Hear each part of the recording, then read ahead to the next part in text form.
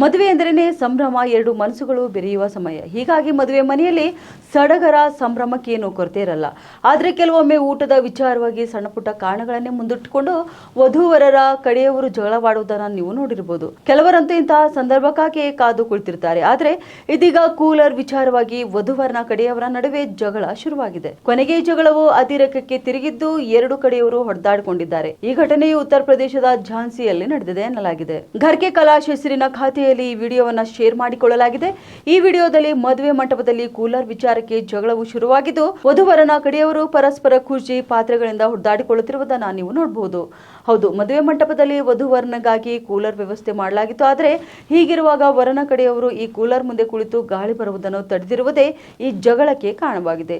ಈ ಬಗ್ಗೆ ವಧುವಿನ ಕಡೆಯವರು ಪ್ರಶ್ನೆ ಮಾಡಿದ್ದು ಬೇರೆ ಕಡೆ ಕುಳಿತುಕೊಳ್ಳುವಂತೆ ಹೇಳಿದ್ದಾರೆ. ಮಾತಿಗೆ ಮಾತು ಬೆಳೆದು ಕೊನೆಗೆ ಹೊಡೆದಾಟ ಹಂತ ತಲುಪಿದ್ದು, ಪೊಲೀಸರು ಸ್ಥಳಕ್ಕೆ ಆಗಮಿಸಿ ಪರಿಸ್ಥಿತಿಯನ್ನು ತಿಳಿಗೊಳಿಸಿದ್ದಾರೆ.